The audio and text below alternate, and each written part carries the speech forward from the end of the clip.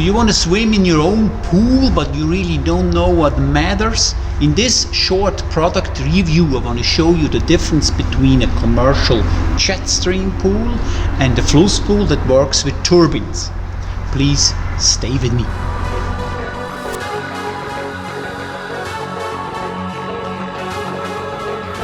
Alright, the quality of a stream is determined by two distinguishing features.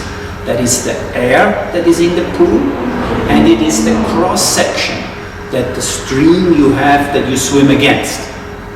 Now please, let's have a look how jet stream pool manufacturers address this issue. Have a look here on the bubbles that go into the water. Now have a look how a flume operates. Flume operates with turbines. Plus also the swimmer generates also air. Let's have a look how much air a swimmer by himself can produce. Now have a look. Every swimmer produces about 75 kilos of air that goes into the water and stays. Even though a flume doesn't generate air, the swimmer does. And that's why we have this tank. This tank is 5,000 liters in size, and the so-called dirty water comes into this tank, goes underneath inside, the bubbles go up. There is no more bubbles in the water, and the water will go back to the pool. And this water without air gives the swimmer this weightless, beautiful feeling that you usually have when you are swimming in a normal pool, you're swimming in an ocean, you're swimming in a lake where you really feel weightless. Only then, when there is no air in the water, you can feel the weightlessness of swimming. The second point who really determines the quality of a stream is the cross-section. Please have a look at this video to understand this point more clearly. Okay, what is cross-section? Cross-section is the area in front of the swimmer. We at LD FlussPool, we have 2.5 meters by 1.35 meters of cross-section streaming. This guarantees the perfect and nice feeling of swimming. Commercial jet stream manufacturers have only little tubes, like size like that. And there is a concentrated, restricted area stream going against the swimmer. Let's start with the first jet stream manufacturer, the German company Hydrostar. Let's have a look how they address this issue. So behind that grill, the jet stream comes out. And if you look a little bit closer, the jet stream of Hydrostar just flows over the swimmer. That's where the turbulence is. Underneath, where he puts his hand and moves his hand back, this is basically still water that hasn't been moved. Now pay attention to the left and to the right side of the swimmer. You see those little white air bubbles in the water. They're kind of jumping around. They don't go back to the backside of the pool. Why is that? This is so in all commercial jet stream pools, that left and right side of the swimmer there is no current. The water stands still. And if you look at the very back of the pool, like normal commercial jet stream pools, the water just flows back and produces a backlock. Now look at this Olympic swimmer. He swims at the speed of Johnny Weissmuller in the 1920s. He swims just below 1 minute for 100 meters. And this is only possible if we have enough water that streams. Now look at the very end of the pool. You see the same cross-section that he has in front, we have at the very back of the pool, that takes in the used air, the used water, and brings it back to the swimmer. Also watch his legs, how much air he produces to keep up this great speed. This air will be taken out, as I explained earlier, from an extra tank. So that guarantees that the water is always without air. Alright, let's find out how Master Spa is addressing this issue. Master Spa endorsed Michael Phelps, a Marina Carefree triathlete. Now let's see how they are doing in a jet stream pool. Have a look. Now let's have a look at Mirinda. We were searching hard on YouTube to find a video where we can actually see Mirinda swim in a master spa. I would have liked to really see how this great athlete trains and swims in a master spa, but we couldn't find any picture. So that's what we found. We can just see her jumping in the pool, and there is only one stroke that she swims, and then the video stops. That's too bad. Then I also searched for Michael Phelps to find some good footage that we can understand how they are swimming, but I couldn't. That's the only thing that we found. So we can basically see Michael Phelps doing one stroke, and then he is already touching the front of the pool. One stroke touching the front of the pool, it's finished. So I couldn't really see, and I can't imagine how they can swim. So this would have been great to show you how they are actually swimming in a master spa, but I couldn't find any. Alright, let me jump into the pool. I want to show you with this lanyard about the cross section, and after I will stand in the pool and we will stream at 1.1 meter per second, and I just want to show you how strong 1.1 meter is in an LD FlussPool in a flume compared to 3.5 meters of jet stream streaming. Have a look.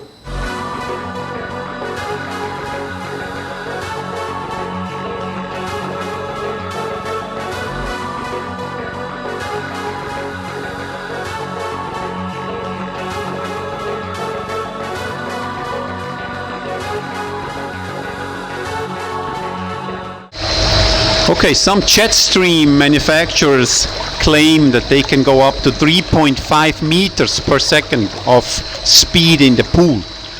Nobody really talks about the cross section. I want to show you what 1.1 meter is in a FlussPool where we stream the whole cross section. Okay, this is 1.1 meter for the whole cross section, 2.5 meters by 1.35 meters. I'm trying to hold, okay? I'm trying to hold. Okay, this is 1.1 meter. Okay, if you can swim this, you will swim in an hour about 3.8 kilometers. Okay, this is 1.1. Okay, goodbye. All right, at this point you must be shocked. I mean, you saw me standing in the water at 1.1 meter, which is about 3.8 kilometers for an hour. That's a very fast swim. Compare that to the jet stream manufacturer who claim that they can go up to 3.5 meters. So at this point, it should be clear that meters per second, the figure meters per second doesn't say nothing, because we don't know how much cross-section we're talking about. Okay, that's the point. That's the big issue on this video, really, is that you understand meters per second doesn't say nothing because we don't know the area. Okay? Now let's see, I want to show you more about LD FlussPool. Now let's see how we have been individually materializing our LD FlussPools for our customers. Have a look.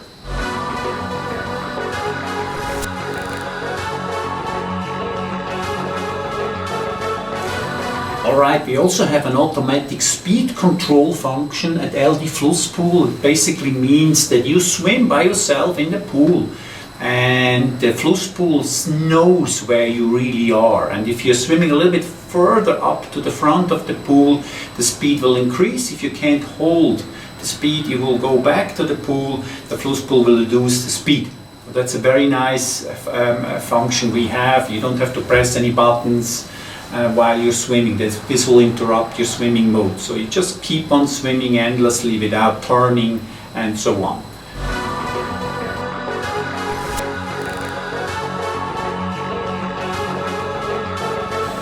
Okay, for the family we also have the option that if you don't want to have the stream at the whole cross section, we can also stream only one side of the pool, so the other side will be free for your children to play around, or for your grandmother just to stand there.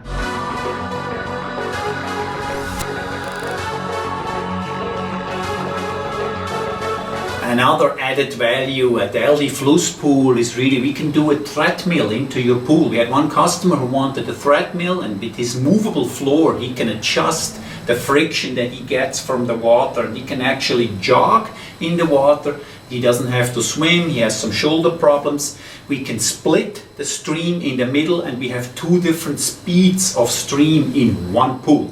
So this is a really nice feature we did for one customer.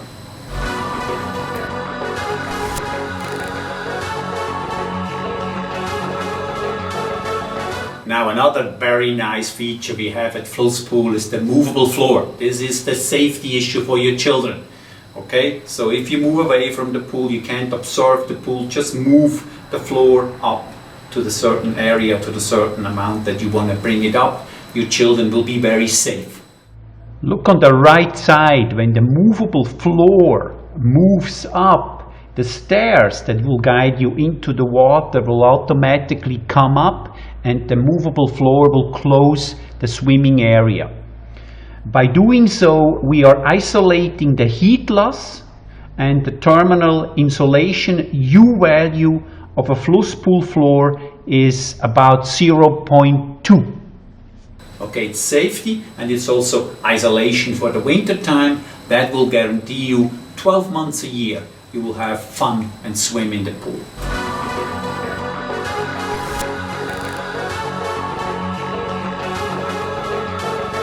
Alright, other features of course will be the light. We can play around with the light. We can play around with massage streams in the pool. We also have geysers coming out of the double floor. So there are so many different options you can choose for. We have customers who want stainless steel pool. We have customers who want to have marble stone floors. Other customers want to have polypropylene. You have to know every pool will be done for you. This is an individual production for you. Okay, let's be fair. What I'm really comparing here, a flume with a jet string, it would be the same if I compare Golf GTI racing against an RS6, Audi RS6 on the Nürburgring. Of course, it's a little bit unfair to compare because we know a jet stream pool you can buy 30,000 and plus. For a FlussPool, for a flume, you need at least 250,000 euros. So we are comparing here not quite the same, but it is important for me on this video to really show you that if you choosing a flume, this is another technology. It's a completely other technology, and that has a price.